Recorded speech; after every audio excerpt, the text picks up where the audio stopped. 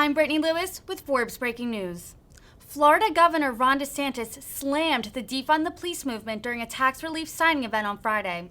The popular governor touted a bill he signed into law last year that prohibits his state from defunding police departments. DeSantis also discussed parental rights when it comes to education, which has been a popular Republican talking point. He said that Florida is spearheading the movement to, quote, make sure our school system is for education, not for indoctrination. Here's more from the Republican governor. Anybody else? Who else? All right. Good deal. I think everyone got one. Okay. Good. All right. Who wants one? Here. Let me just say this. We just handed out permanent markers to 5-year-olds. So it's a little problematic. And we have had to deal with that where Madison's marking up Mason, and it's you got a lot of scrubbing to do. But we're excited about this. We're also excited about a lot of the other stuff that we've been able to accomplish. If you look at this most recent legislative session, a lot of wins. There's things actually I talk to people about they don't even realize. We actually did great reform of higher education this year. I think we're one of the first states. We now have all tenured professors must have a 5-year performance review every 5 years. And this is something that's really good.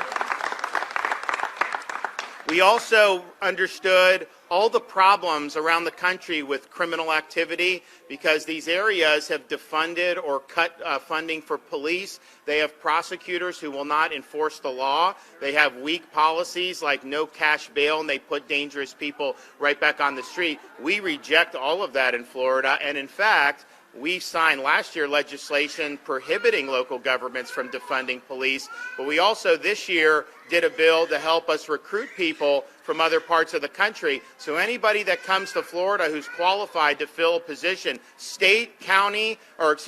municipal, county, or state law enforcement, you get a $5,000 signing bonus. And so people are really excited about that. And they are absolutely flooding.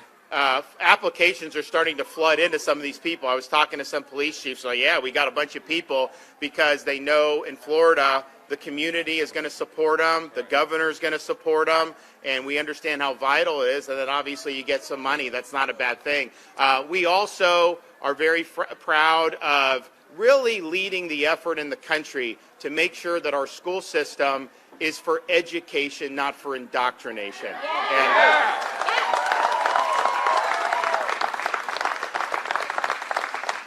And that involves things like making sure every parent in Florida has the right to access the curriculum that's being used in their kids' school. The left fought us on that, and I'm thinking to myself, why would you want to shut parents out and not give them access? Very significant. We also made sure that we're going to follow Florida standards. We're not going to let them inject ideology into things like math books. Right. So the Florida Department of Education flagged a lot of this.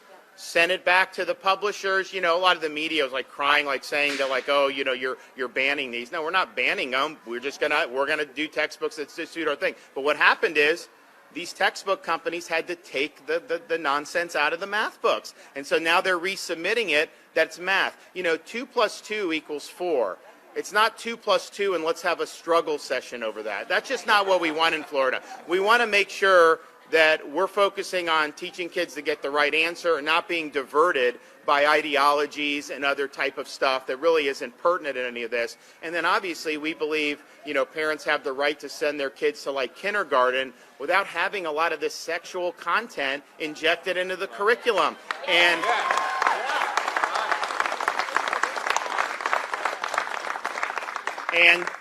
I think parents overwhelmingly agree with that. There's one company that's headquartered in Burbank, California, that didn't agree with that. And, at the end of the day, we run this state. They do not run this state. And so we're going to do what's right for parents. And we also said, okay, you can say whatever you want, but it's not the responsibility of Florida citizens to subsidize your corporate speech. And so the legislature did the first kind of first act of this with saying, you know what, the special government, we're not going to let that happen with one company having their own government. So what I can tell you for sure is, we already are working on what we need to do for this and some other of these districts. But at the end of the day, Disney is not going to have its own government in Florida.